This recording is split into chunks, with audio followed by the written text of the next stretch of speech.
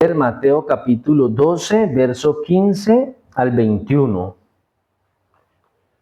Mateo capítulo 12, verso 15 al 21. Dice: consciente de esto, Jesús se retiró de aquel lugar. Muchos lo siguieron y él sanó a todos los enfermos, pero les ordenó que no dijeran quién era él. Esto fue para que se cumpliera lo dicho por el profeta Isaías, verso 18. Este es mi siervo a quien he escogido, mi amado, en quien me deleito. Sobre él pondré mi espíritu y proclamará justicia a las naciones. No disputará ni gritará, nadie oirá su voz en las calles, no acabará de romper la caña quebrada ni apagará la mecha que apenas arde hasta que haga triunfar la justicia. Y en su nombre pondrán las naciones su esperanza. Este pasaje habla del siervo elegido de Dios, poderoso en su misión, manso con los quebrantados. Por eso en la historia del ser humano, nosotros hemos podido ver a lo largo de todas las civilizaciones que han existido, que todos los hombres que han querido ser líderes en su época y que han cambiado el mundo para bien o para mal, que han impactado al mundo, siempre o casi siempre lo han hecho con ruido, ¿no? Con poder, con manifestaciones de fuerza, con confrontación pública. Los reyes han marchado con ejércitos, los revolucionarios han levantado sus banderas, los políticos han buscado las multitudes, han buscado el reconocimiento, los aplausos, pero el reino de Dios entró al mundo de una manera completamente distinta. Por eso lo que leíamos el domingo pasado, después de que Jesús había disputado con los fariseos, cuando ellos habían conspirado para matar a Jesús en el verso 14, ¿se acuerdan? Uno hubiera esperado que Jesús, el Mesías, pues tuviera una respuesta con fuerza, que hubiera entonces denunciado con nombre propio a los que querían asesinarlo, ¿cierto? Que hubiera hablado públicamente de sus enemigos, los hubiera expuesto, hubiera reunido tal vez una multitud que lo siguiera, que lo defendiera y que defendiera su causa, y así tal vez establecer un poder. Tal vez eso lo hubiera hecho yo, o usted, ¿no? Sin embargo, Cristo hace todo lo contrario. Él se retira, Él se enfoca en sanar a los enfermos, Él le dice a la gente: no digan que fui yo. Por eso Mateo dice que todo esto estaba cumpliendo la profecía de Isaías. Por eso vemos algo profundamente escandaloso para el corazón humano o para la percepción humana. Y es que ese Salvador del mundo, que es poderoso, que es Dios, también es manso, también es humilde, pero es soberano. Y es un vencedor, pero es silencioso. ¿Y por qué decimos que la actitud de Jesús podría ser escandalosa para el corazón humano? Porque nosotros, mientras tengamos el poder para hacer algo, nosotros lo vamos a hacer. Si usted tiene la capacidad de responder con más fuerza, usted va a responder con más fuerza. Si alguien hace algo en contra suya usted tiene la capacidad de responder, usted va a responder. Y es lo que nosotros vemos hoy día en los gobiernos de este mundo. Si un gobierno hace algo, el otro hace algo más fuerte. Si uno le coloca un impuesto, el otro le coloca el doble del impuesto. Si uno está en contra, entonces el otro dice: no te ayudo en eso. Y siempre hay la forma de exponer: si usted hace esto, entonces yo puedo hacer esto peor. Por eso pensar en no responder de la misma forma, muchas personas pueden decir que es desperdiciar el poder que tenemos, la capacidad que tenemos. Por eso alguien también podría decir que Jesús estaba desperdiciando el poder que él tenía. Si ya había multitudes que lo seguían, si ya había gente que lo apoyaba, si ya había gente que tal vez pensaba que era el Mesías, ¿por qué no usar todo eso a su favor y destruir a la élite religiosa de su época? Era el momento preciso para que él pudiera hacer eso, pero Jesús hace todo totalmente distinto. Y Juan Calvino escribe al respecto: Cristo no vino al mundo para inflamar tumultos ni para levantar disturbios, sino para establecer un reino espiritual donde los corazones quebrantados sean restaurados. Por eso el pasaje que estamos leyendo revela que el corazón del Mesías demuestra la naturaleza del reino de Dios. Ahora, si no llegamos a entender esto, pues nunca vamos a entender realmente qué significa el cristianismo. Porque Dios podría utilizar la fuerza. Dios pudo haber utilizado la fuerza en el momento en el que Jesús estaba siendo amenazado. Pero el propósito de Dios no era ese. Este pasaje que estamos leyendo, que pasa después de esas confrontaciones que tuvo Jesús con los fariseos por el día del reposo, donde Jesús demostró que Él era el Señor del sábado, que la misericordia está por encima del legalismo y que el reino de Dios ya estaba ahí, que ya había llegado, pero que los religiosos habían respondido con un odio asesino, porque lo que se les vino a su mente fue matarlo. Entonces Mateo en este pasaje lo que hace es que cita a Isaías 42. Es uno de los pasajes más famosos que se conocen como Cánticos del Siervo. Y en estos pasajes de Isaías se describe al Mesías como el siervo escogido por Dios, el portador del Espíritu, que traerá justicia a las naciones, el que va a actuar con mansedumbre hacia los débiles. Por eso para los judíos del primer siglo era sorprendente estas declaraciones de Mateo, estas declaraciones del Señor, porque esperaban un Mesías conquistador, un político, un líder militar,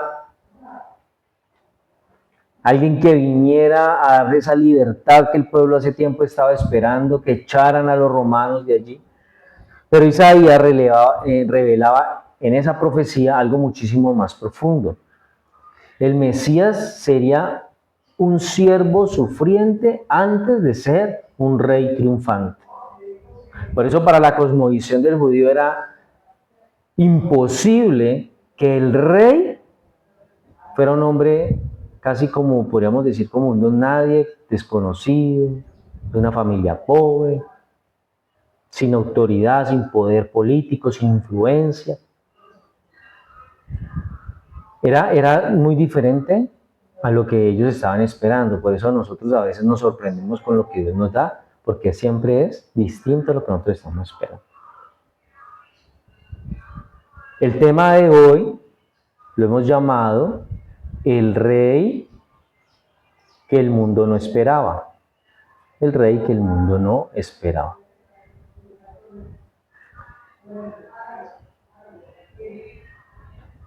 El Mesías no actúa con ambición humana, sino con sabiduría divina, dice el primer punto que vamos a tratar hoy. El Mesías no actúa con ambición humana, sino con sabiduría divina. En la primera parte del verso 15, la parte A dice: consciente de esto, Jesús se retiró de aquel lugar. Entonces, por un tiempo Jesús se retira. Jesús como que hace una pausa, algo así podríamos decirlo, de un ministerio público, mientras esa oposición que estaba en contra de él se estaba incrementando.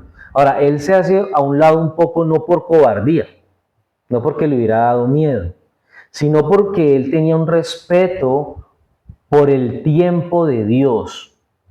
Es decir, Dios había establecido un tiempo para el curso y la culminación del ministerio de Jesús.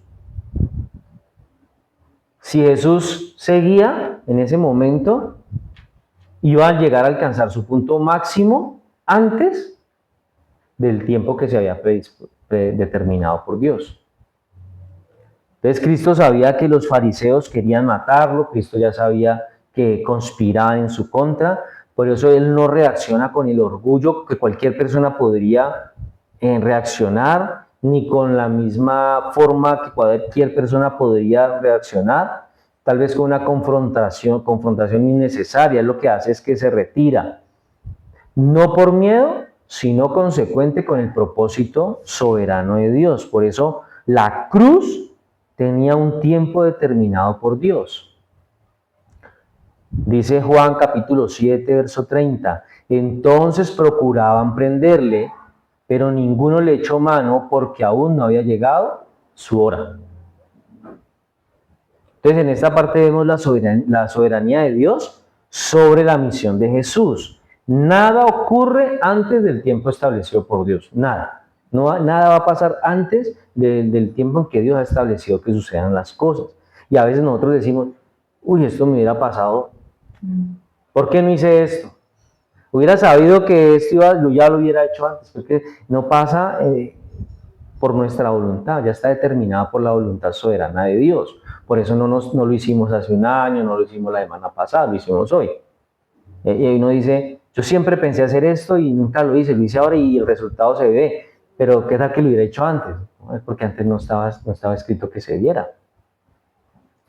Calvino también habla al respecto diciendo que Cristo no huye por debilidad, sino porque sabía que la hora de su sacrificio estaba determinada por el Padre. Jesús sabía que iba a ir a la cruz y sabía que había un tiempo para eso, por eso él no podía adelantarse. La iglesia moderna muchas veces quiere adelantarse a cosas. La iglesia quiere hacer cosas que van adelantándose a los tiempos que tal vez Dios haya terminado. Por eso muchas iglesias hoy las vemos participando en confrontaciones políticas, opinando y participando en contiendas políticas, con estrategias humanas, con poder cultural. Por eso vemos iglesias que dicen que para llenar la iglesia necesitan colocar muchas luces, mucho humo y una música muy movida para que la gente venga y se sienta entretenida. Sienta que ser cristiano es ser divertido. Pero es que ser cristiano no significa ser divertido. Ser cristiano significa ser fiel a la palabra de Dios. Y cuando somos fieles a la palabra de Dios, eso no es divertido. Por eso muchas iglesias están utilizando estrategias humanas, están utilizando la cultura para buscar aceptación y traer gente a la iglesia. Pero el reino de Dios avanza de una manera totalmente diferente. No avanza con las estrategias humanas y tampoco avanza con el calendario del hombre, sino con el calendario de Dios. Por eso la obra de Cristo, lo que ha pasado desde que el Señor resucitó y ascendió al cielo y lo que ha pasado hasta ahora, esa obra de Cristo no se ha sostenido por la fuerza humana, ni por las estrategias humanas. Toda esta obra se ha sostenido por la soberanía de Dios. A muchos hombres los han matado por la obra de Dios. A muchos hombres los han encarcelado por la obra de Dios. A muchos cristianos en muchas partes hoy los están persiguiendo por causa de la obra de Dios. Pero no importa a cuántos cristianos encarcelen, torturen o maten, la obra de Dios sigue adelante, porque la obra de Dios no se sostiene por la fuerza del hombre, sino por la fuerza y la soberanía de Dios. Segundo punto, el poder del Mesías se manifiesta en misericordia. La segunda parte del verso 15 dice, y le siguieron muchas multitudes y sanaba a todos.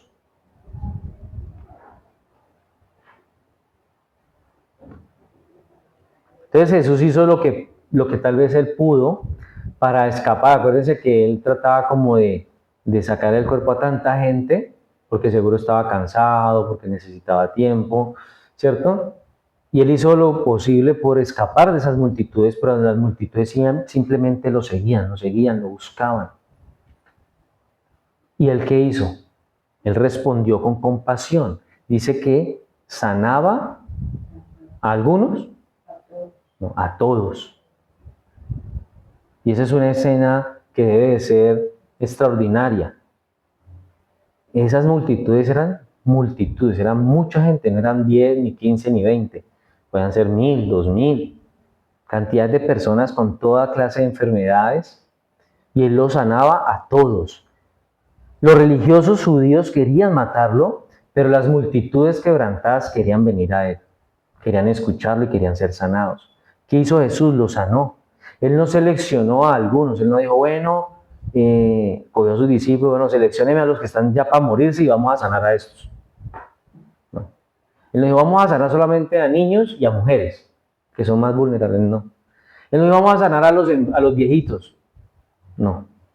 Él no hizo una selección, ni él los buscó por méritos, sino que él los sanó a todos. Dice, sanaba a todos. Y esa es una de las pocas referencias que vemos en los evangelios en las que vemos a Jesús sanando a todos. Esa es una de las pocas ocasiones, y una ocasión muy específica. Y por eso tal vez para Mateo es importante y fue apropiado colocarlo allí. Porque Mateo quiere que usted y yo sepamos que la presión de la multitud, esa gente buscando y persiguiendo a Jesús, no hizo que él se desesperara o se impacientara, se enojara, porque a veces nosotros nos pasa. Cuando tenemos a gente detrás de nosotros pidiéndonos así que hagamos algo, uno al final como que se estresa y uno dice, no, y se enoja y dice, no voy a hacer nada, y no le voy a dar nada a nadie, y cancelado y cerrado todo, hasta no.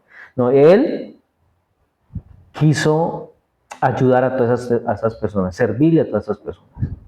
Mateo tal vez también quería que usted y yo supiéramos que la determinación de esta multitud era una evidencia de fe. Porque entre tanta gente, algunos pudieran decir, no, aquí hay mucha gente, yo no creo que haya tiempo para que me sane a mí. ¿Cierto? Mateo nos está mostrando que esa determinación de tantas personas era una evidencia de su fe. Como todos tenían tanta fe, todos fueron sanados. Y ese es el corazón pastoral de Cristo. Nosotros no podemos pensar que tal vez mi problema es demasiado grande, demasiado fuerte como para que Dios no sane mi problema o no me ayude en mi problema. Thomas Watson, un puritano, escribió que Cristo tiene más disposición para sanar que nosotros para pedir sanidad. Por eso ese es el Salvador que nosotros predicamos. Ese es el Cristo del que nosotros hablamos. No hablamos de un juez frío, distante, un maestro indiferente. No, hablamos de un hombre cuando estuvo en la tierra que siempre estaba dispuesto a estar cercano a las personas que lo necesitaban. La iglesia necesita reflejar el corazón de Cristo. La iglesia necesita mostrar ese amor que Cristo le mostró a la gente. Por eso a veces las iglesias no muestran ese corazón. A veces se cierran a ayudar a personas que lo están necesitando. Y solamente se enfocan en los creyentes que asisten a la iglesia. La religión tradicional está haciendo obras de caridad todo el tiempo a gente que tal vez nunca han visto y no volverán a ver. Y a la iglesia de Cristo sí necesita reflejar el corazón del Señor, porque una iglesia que no conoce a Cristo, pues no va a poder cuidar a los quebrantados. La iglesia que conoce a Cristo cuida de los quebrantados, busca a los perdidos, ama a los débiles, porque una iglesia sin misericordia es una iglesia que no representa al Señor.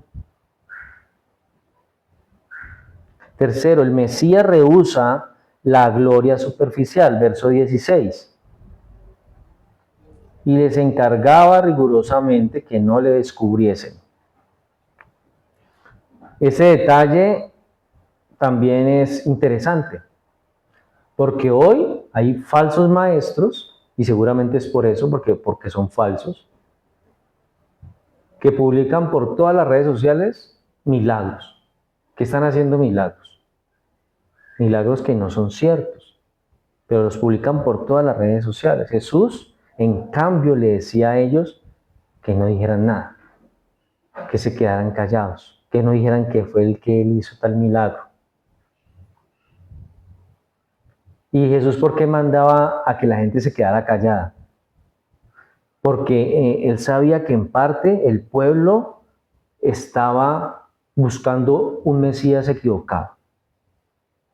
No el Mesías que había llegado, sino ellos tenían otro Mesías, se habían idealizado otro Mesías. Ellos querían un libertador político, un líder militar, un líder nacionalista. Ellos querían literalmente un rey terrenal. Pero Cristo no había venido a cumplir una expectativa humana. Él vino a cumplir una misión redentora. Si él hubiera venido a cumplir con la expectativa humana, hubiera hecho lo que ellos querían, hubiera actuado como el ser humano quería. Él no buscaba la fama. Por eso muchos predicadores hoy y muchos lugares, muchos ministerios, parece que sí están buscando la fama. Porque se enfocan en hacer cosas místico, mágico, maravillosas para que la gente los siga, los busque y llenar estadios y llenar auditorios, cuando no deberían estar buscando eso. Y esos milagros tal vez no tendrían que ser tan públicos, si es que son milagros reales. Martín Lutero dijo: Cristo no busca la gloria que procede de los hombres, porque su reino no depende de la aprobación humana. Entonces nosotros como iglesia estamos viviendo en una cultura que está obsesionada con la fama. Todo el mundo quiere ser famoso, todo el mundo quiere ser reconocido, y tristemente la iglesia cristiana moderna está metida en ese costal. La iglesia hoy está obsesionada con la fama, está obsesionada con las plataformas. Hay pastores que ya quieren ser celebridades, músicos cristianos que ya quieren ser artistas, ¿no? Reconocidos, con fama, que no están llevando a cabo un ministerio para ser reconocido en el cielo, sino para ser reconocido aquí. Muchos ministerios están buscando influencia mediática. Ahora, el modelo de Cristo es otro. El modelo de Cristo es diferente. El verdadero ministerio cristiano no está buscando aplausos. El verdadero ministerio cristiano no está buscando reconocimiento, no está buscando fama. El verdadero ministerio cristiano no está buscando ser políticamente correcto y quedar bien en todas las esferas de la sociedad. No, el verdadero ministerio cristiano busca obediencia a Dios. El verdadero ministerio cristiano busca obediencia a Dios, y es lo que un ministerio tiene que enseñarle a las personas que asisten a su iglesia. Obediencia, no fama. Porque no es que sea pecado subir un mensaje al internet, no, porque es una forma tal vez de evangelizar, ¿cierto? Pero cuando ya se hacen ciertas cosas en las que se nota que lo que quiere el ministerio es ser famoso, pues las personas que asisten a ese lugar también van a querer hacer lo mismo. Y van a empezar a querer buscar likes. No van a buscar ser obedientes, van a buscar ser reconocidos. Punto 4. El Mesías es el siervo escogido y lleno del Espíritu. Verso 18. Dice: He aquí mi siervo a quien he escogido, mi amado en quien se agrada mi alma, pondré mi espíritu sobre él, y los gentiles anunciarán, y a los gentiles anunciará juicio. Jesús es el siervo por excelencia, es el ejemplo de servicio para nosotros. Pero Él es mucho más que eso, más que ser un simple siervo, porque Él también es siervo nuestro. Él nos sirve a nosotros, no solamente por lo que hizo en la cruz, sino porque nos sirve todos los días por medio del amor que tiene por nosotros, por el cuidado constante que nos da, por la dirección que nos da, por la intercesión que tiene de nosotros ante el Padre. Así que Jesús no dejó de servir cuando se fue para el cielo. Él en el cielo sigue abogando por nosotros, sigue intercediendo por nosotros, Él sigue sirviéndole a su pueblo efectivamente como lo hizo cuando estaba aquí. Por eso Mateo, en este capítulo, él está citando a Isaías, como lo vimos ahora rato. Y ese pasaje de Isaías 42 que cita Mateo, en él podemos al menos ver 3 verdades fundamentales. Y la primera es que Cristo es el siervo escogido por Dios. Y por eso nos damos cuenta que la redención no fue un plan improvisado de parte de Dios. La redención no viene como resultado de que Dios se dio cuenta que el hombre se equivocó y ahora Dios tiene que hacer algo. Era un plan que ya existía desde antes de que el hombre pecara. Desde la eternidad, el Padre designó al Hijo como redentor. Y eso se revela, ese pacto que hay de redención entre el Padre, el Hijo y el Espíritu. Segundo, Cristo es el amado del Padre. En esto vemos esa perfecta comunión trinitaria. El Padre, dice el pasaje, que se deleita en el Hijo, ¿no es cierto? Mi amado en quien se agrada mi alma. 3. Cristo ministra en el poder del Espíritu. Jesús no realizaba milagros simplemente por ser Dios o por ser el Hijo de Dios. Él lo hace como un siervo y como siervo tenía que estar ungido por el Espíritu. Y eso también está revelando la obra trinitaria en la redención. El Padre es el que elige, el Hijo es el que redime y el Espíritu Santo es el que aplica. Y el verso 19 continúa diciendo, no disputará, ni gritará, ni nadie oirá en las calles su voz. Eso no quiere decir que Jesús nunca habló en voz alta. Esto tiene que ver con la actitud del corazón de Jesús. Con ese corazón y esas acciones que Jesús iba a tener hacia los humildes, hacia los quebrantados, hacia los enfermos, hacia los gentiles. Jesús no abrió su camino o su ministerio con una personalidad imponente y ruidosa. Él no utilizó un discurso abrumador o que dejara a la gente como en shock, no. Él hizo una impresión en las personas a través del Espíritu Santo que Dios había puesto sobre él. Es como que la gente lo veía y lo escuchaba y sentía que era alguien especial.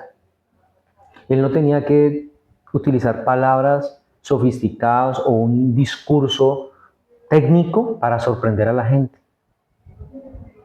A veces nosotros, para sorprender, utilizamos lenguajes y palabras rebuscadas que casi no se escuchan y que a veces la gente no sabe que existen, para sorprenderlos y que digan, uy, sabe bastante, le voy a creer. No, él no utilizó ese tipo de estrategias o de tecnicismos. La gente lo seguía por lo que él era a través del Espíritu Santo. Punto 5. El corazón del Mesías es tierno con los quebrantados. El verso 20 dice, no quebrará la caña cascada, ni apagará el pábilo que humea hasta que haga triunfar la justicia. Y esta es una de las descripciones más bonitas de Cristo en toda la Escritura. Nosotros podemos sentir a veces que Dios nos trata de una forma fuerte o áspera por nuestras debilidades o por nuestras fallas. Decimos, uy, Dios me está tratando duro, ¿cierto? Decimos, Dios está siendo áspero conmigo, está siendo fuerte. Pero resulta que es todo lo opuesto. Dios está tratándote de una forma dócil y tierna. Pero nosotros creemos que está siendo rudo con nosotros.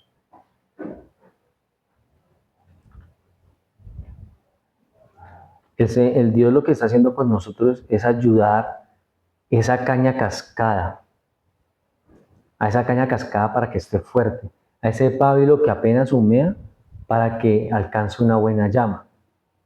Y Jesús vio el valor de esas cañas cascadas. Jesús hoy ve el valor en nosotros como una caña cascada. Tal vez nadie ve nuestro valor, tal vez nadie ve lo que nosotros podemos llegar a hacer, pero Dios sí lo puede ver. Dios puede hacer algo maravilloso de una caña cascada. Solamente que tenemos que poner de nuestra parte. Aunque una persona pueda hacer un pábilo que humea, porque un pábilo que humea, según lo que dice en la Escritura, no servía para nada, es algo que no está alumbrando. Pero Jesús sabe lo valioso que puede ser ese pábilo si se refresca con aceite. Si nosotros somos bañados con el Espíritu Santo, podemos llegar a hacer muchas cosas. Y el Señor lo sabe. Necesitamos ser fortalecidos con el poder en el hombre interior por el Espíritu, como dice Efesios 3:16, para que os dé conforme a las riquezas de su gloria el ser fortalecidos con poder en el hombre interior por su Espíritu. Hay personas que pueden ser como la caña cascada, otros pueden ser como ese pábilo que humea. Pero siempre podemos tener esperanza de que como pábilos humeantes podemos llegar a arder intensamente, solamente dando la oportunidad que el Señor obre en nosotros. Porque Él va a orar con un suministro de aceite constante sobre nuestras vidas. Es decir, que vamos a estar llenos del Espíritu Santo todo el tiempo. No por raticos, sino todo el tiempo. Una caña cascada era algo inútil, no servía. La terminaban de partir y la botaban. Pero Cristo no la rompe, Cristo no nos desecha. Un pábilo que humea era una mecha apagada que no servía a nada, solamente daba humo y eso no sirve.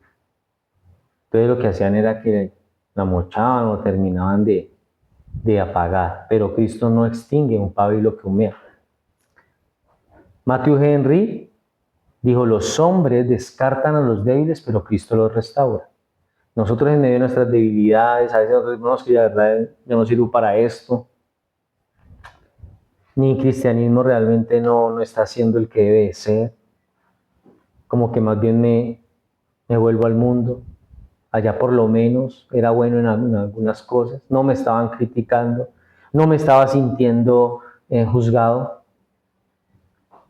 Pero el Señor trata con ternura a los que están débiles en la fe, a los que son pecadores arrepentidos, a esos que son creyentes que están cansados, a esos corazones que están quebrantados. Ese es el corazón pastoral del Evangelio. En el mundo, si usted no cumple con las expectativas, es descartado. Si usted no llena los requisitos, es descartado. Si usted no está a la altura de las situaciones y de lo que la gente espera de usted, buscan a otro.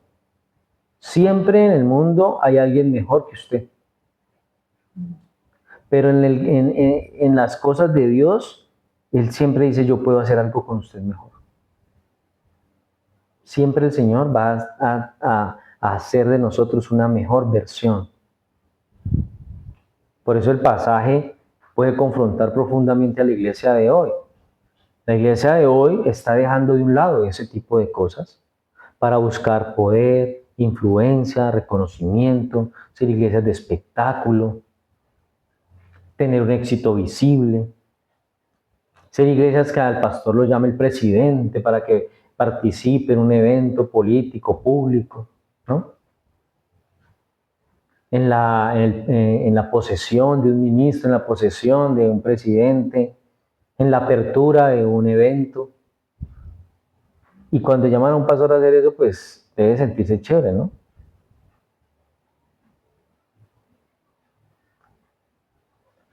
Y la iglesia moderna está buscando ese tipo de cosas, pero Cristo nos mostró que el camino es distinto, que el reino de Dios avanza por una ruta diferente.